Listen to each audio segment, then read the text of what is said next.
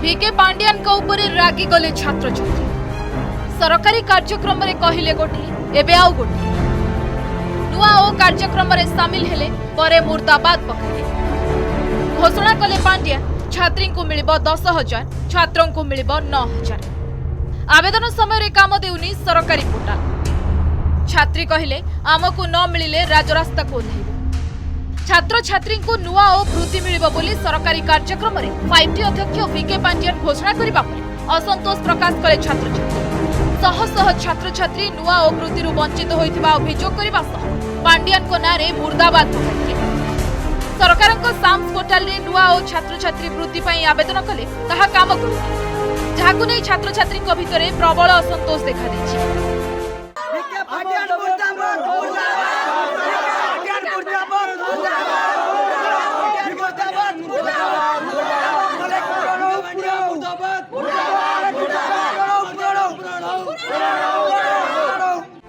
बालेश्वर जिला भोगराई ब्लॉक वैकुंठनाथ उच्च प्रतिष्ठान कचुआड़ी में पढ़ुवा जुक्त 3 पाखापाखि 512 छात्र छात्री एही वृत्ति वंचित होइथिबा अभियोग करछथि कॉलेज कर्तृपक्ष कहवा अनुसार सरकार को नुआ ओ कार्यक्रम में सामिल हेबा परे भी आम पिला माने काहेकि सुविधारू वंचित होबे तेणु तुरंत नुआ ओ छात्रवृत्ति देबा पई दाबी करिसथि तबे कॉलेज अध्यक्ष एने जुक्त 3 आंचलिक निर्देशक ऑफिस को जणाइछथि विभागीय निर्देश आसिबा परे छात्र छात्री आवेदन करि परिबे बोली से कहिसथि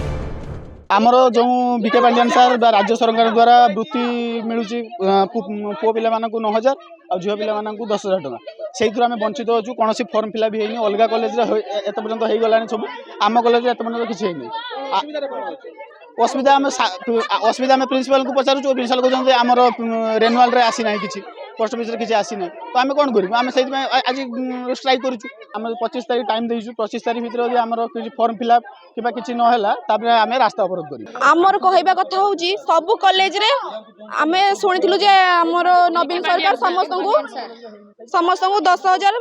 झियो मानकु 10,000 पुओ मानकु 9,000 करी देबे सब कॉलेज पिला पाई गलेनी आम कॉलेज रे आमे केई पाइनु सेही कारण होची आमर कहबा कथा होची आमे कोन पई पाइबुनी आमर कोन प्रॉब्लम कॉलेज रे कोनोसी प्रॉब्लम अछि ताहाले आमे सेही प्रॉब्लम टा क्लियर करियो पई चाहूछु सेही एई कथा कहबा पई आमे आसीछु एठी आमर